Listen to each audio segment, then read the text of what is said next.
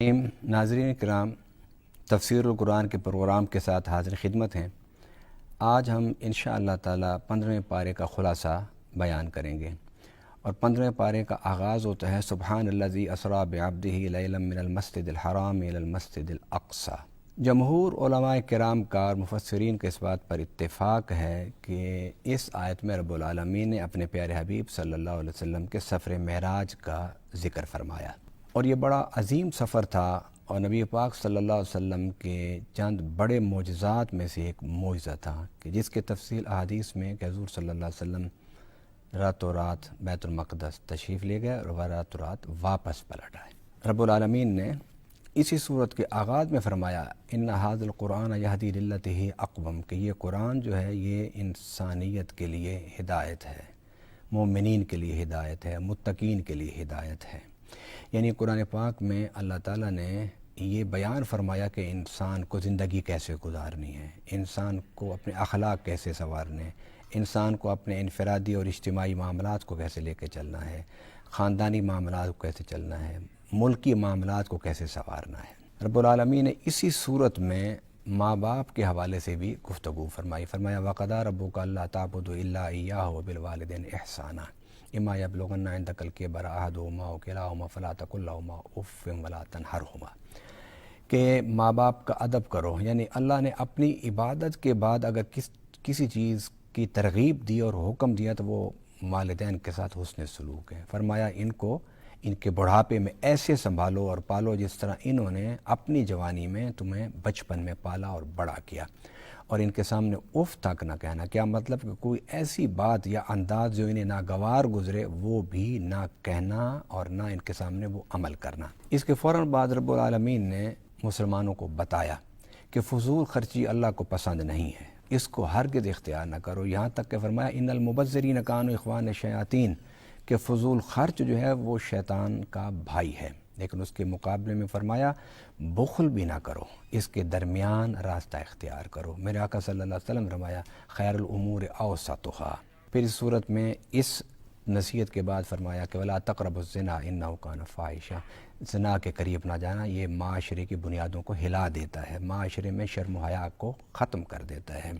اور پھر وہ جو کفار مکہ کا ایک رواج تھا کہ وہ بچوں کو اور بچیوں کو ذبح کرتے تھے، تو ایک تو شرم و حیا کی وجہ سے بچیوں کو ذبح کر دیتے، اور کچھ لوگ فقر کی وجہ سے اپنے اولاد کو قتل کر دیتے تھے۔ فرمایا ان دونوں کی وجہ سے اپنی اولاد کو قتل نہ کرو۔ رب العالمین نے اس کے بعد پھر انسانوں کو جن کے پاس پیسہ ہو، دولت ہو، مال ہو، تو پھر ان میں ایک رعونت تکبر پیدا ہوتا ہے۔ فرمایا ولا تمشِ فی الارض مرحا انک لن تخرق الارض ولن تبلغ الجبال طولا، تم جو اکڑ کے چلتے ہو تو کیا تم پہاڑوں سے اوپر نکل جاؤ گے، یا تمہارے چلنے سے زمین پھٹ جاتی ہے؟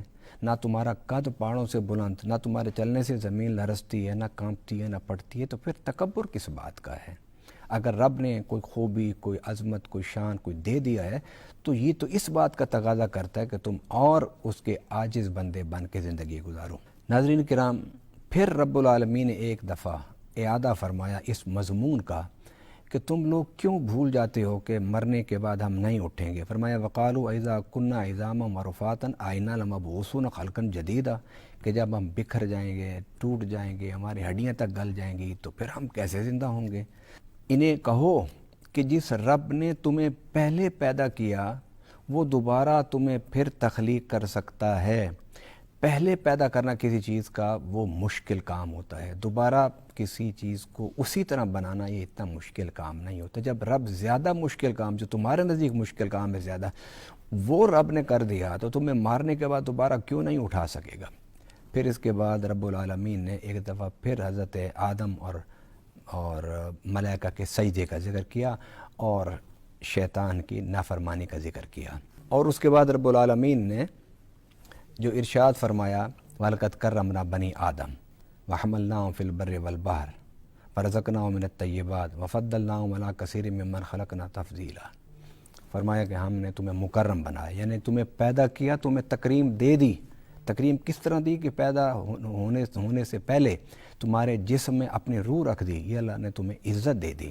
پھر اس کے بعد تمہیں ملائکہ کا مسجود بنایا، یہ رب نے تمہیں عزت دی۔ پھر ملائکہ کے سامنے بٹھا کے آدم علیہ السلام نے ان کے سارے سوالوں کے جواب دے کے ان کی برتری ملائکہ پر اللہ نے ثابت کر دی انسان کی، فرمایا یہ ساری خوبیاں رب نے تجھے دے دی ہیں تجھے، اب اگر تو مقام تکریم پر رہنا چاہتا ہے تو پھر اس کے لیے تجھے ان اکرمکم عند اللہ اتقاکم، پھر تجھے تقوی اختیار کرنا ہوگا۔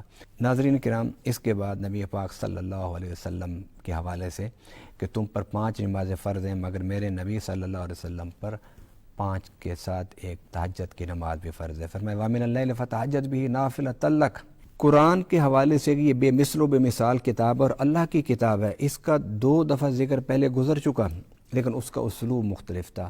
یہ اسلوب مختلف ہے اور بڑا واضح ہے، سمجھانے والا انداز ہے۔ فرمایا کُلَّ إِنِ اجْتَمَعَتِ الْإِنسُ وَالْجِنُّ عَلَىٰ أَن يَأْتُوا بِمِثْلِ هَٰذَا الْقُرْآنِ لَا يَأْتُونَ بِمِثْلِهِ، اگر تم جن و انس سارے اکٹھے ہو جاؤ اور قرآن کی مثل بنانا چاہو تو تم نہیں بنا سکتے۔ ایک دوسرے کے مددگار بن جاؤ، ایک دوسرے کے ساتھ بیٹھ جاؤ، سر جوڑ لو، لیکن تم قرآن جیسی کتاب نہیں بنا سکو گے، اس لیے کہ قرآن انسانی فکر کا نتیجہ نہیں ہے، یہ اللہ کا کلام ہے، تو اللہ جس طرح اس کی کوئی مثال نہیں، اس کلام کی بھی کوئی مثال نہیں بنا سکتا۔ ناظرین کرام، دیکھیے قرآن کا یہ دعویٰ آج 1400 سال ہو گئے، مگر آج تک کسی کو بھی اس چیلنج کو قبول کرنے کی طاقت اللہ نے عطا نہیں فرمائی۔ اس کے بعد پھر رب العالمین نے انسان کے بارے میں بات کی کہ اس کے مزاج میں اللہ نے بخل رکھا ہے۔ فرمایا قُلْ لَوْ أَنْتُمْ تَمْلِكُونَ خَزَائِنَ رَحْمَتِ رَبِّ إِذًا لَّأَمْسَكْتُمْ خَشْيَةَ الْإِنفَاقِ وَكَانَ الْإِنسَانُ قَتُورًا، کہ اگر اللہ تعالیٰ تمہیں سارے اپنے خزانوں کا مالک بنا دے تو تم اتنے بڑے خزانوں کے مالک ہونے کے بعد بھی بخل کرو گے، خرچ نہیں کرو گے۔ اس لیے نبی پاک صلی اللہ علیہ وسلم نے فرمایا جو اپنے فطرت یعنی بخل پر قابو رکھ کے سخاوت کا راستہ اختیار کرتے ہیں، اس کے بارے میں فرمایا السخی حبیب اللہ، سخی اللہ کا دوست ہے، وَلَوْ كَانَ فَاسِقًا، سخی اللہ کا دوست ہے اگرچہ وہ گناہگار کیوں نہ ہو۔ اور البخیل عدو اللہ وَلَوْ كَانَ زاہدًا، بخیل اللہ کا دشمن ہے اگرچہ وہ نیکوکار کیوں نہ ہو۔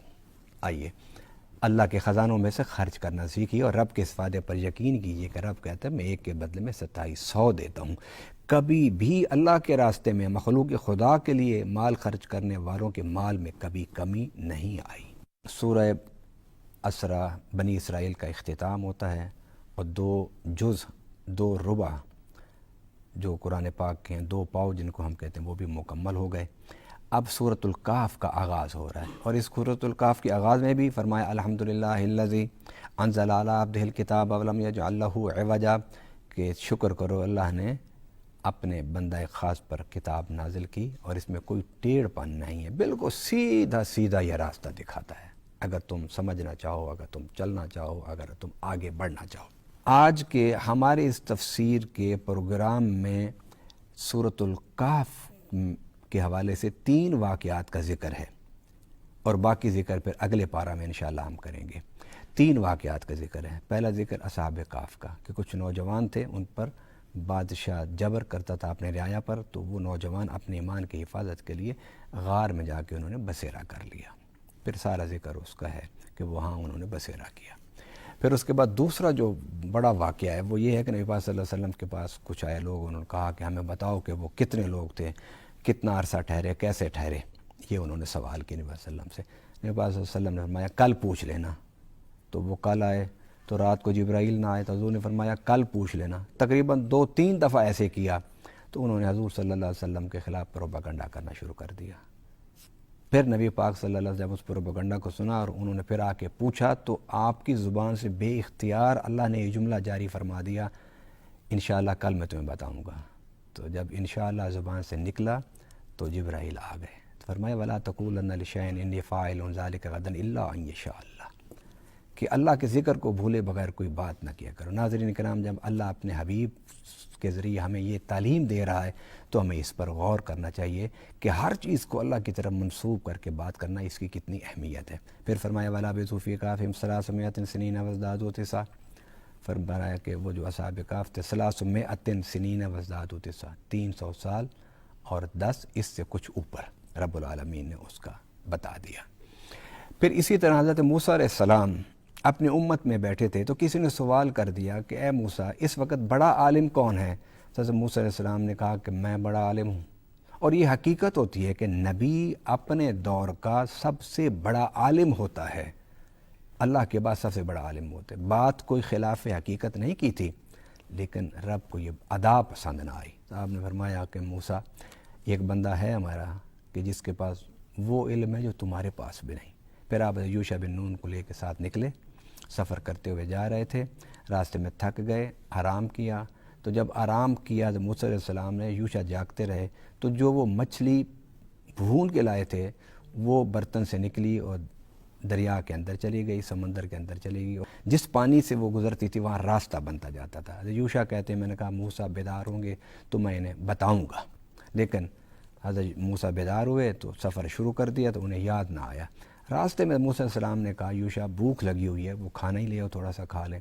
تو یوشع نے کہا کہ وہ میں تو بھول گیا آپ کو بتانا کہ وہ مچھلی تو زندہ ہو کے سمندر میں چلی گئی اور جدھر سے وہ گزرتے گئے ادھر راستے بنتے گئے. فرمایا وہی تو ہماری منزل تھی.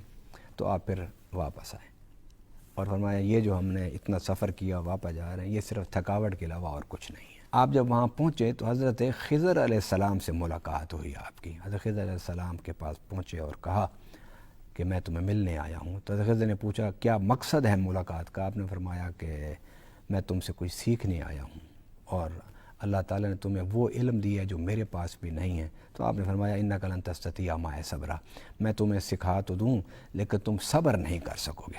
تو حضرت موسیٰ علیہ السلام نے کہا نہیں میں صبر کروں گا.